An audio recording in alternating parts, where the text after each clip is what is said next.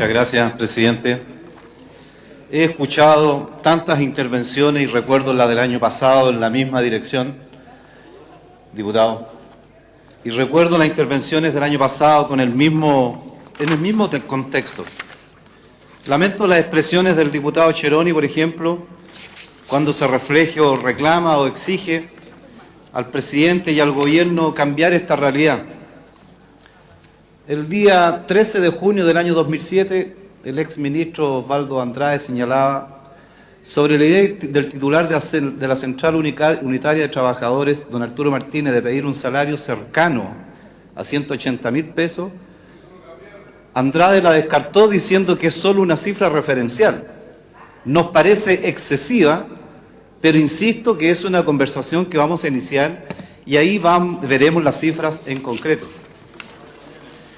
Otro ministro, a propósito, diputado Cheroni, otro ministro de su sector decía, por su intermedio, presidente, decía el ministro Eizaguirre, advirtió que el reajuste excesivo del salario mínimo puede provocar el desempleo. Y señala además, el ministro de Hacienda fue claro en señalar que en materia económica las cosas deben hacerse de acuerdo a cómo son. Esto lo dijo un ministro de su gobierno por su intermedio, presidente. Las cosas deben hacerse de acuerdo a cómo son y no por cómo parecen, al comentar la petición de la CUT en un salario de 145.000 pesos. 145.000 pesos.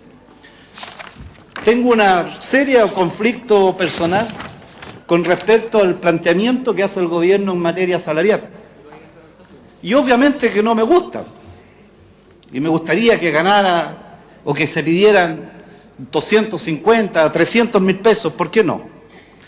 En mi región hay muchos empresarios, pequeños empresarios, trabajadores de empresas muy pequeñitas que sin duda estamos hablando de fijar una remuneración que van a tener que pagar ellos.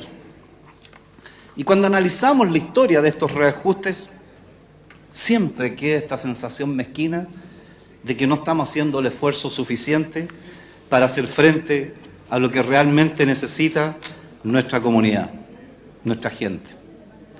Y créanme que quien quisiera, obviamente, que ningún trabajador, que ninguna familia en nuestro país viva con lo que significa un salario mínimo.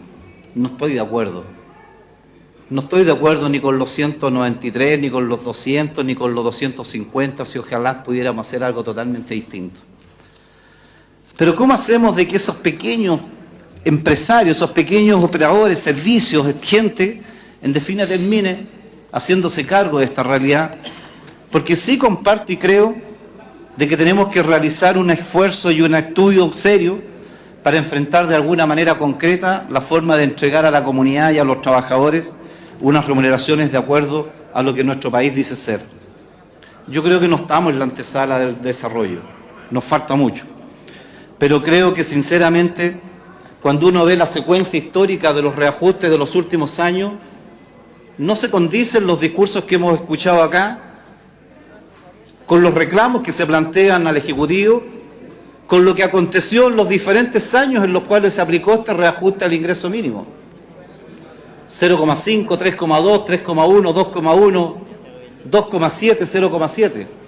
No condice los discursos de quienes aquí estuvieron siendo parte activa del gobierno anterior para reclamar hoy día, como lo ha hecho el diputado Cheroni, de la exigencia, ¿no es cierto?, de una remuneración o de un salario que esté en situaciones totalmente distintas.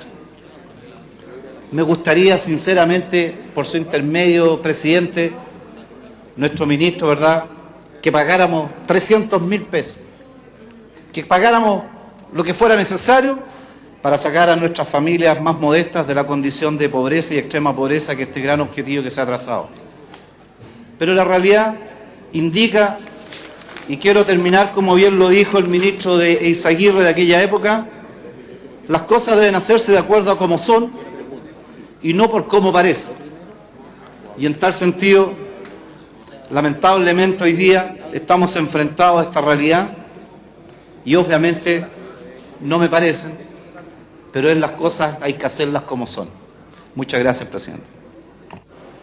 Muchas gracias. Le ofrezco la palabra al diputado Iván Moreira.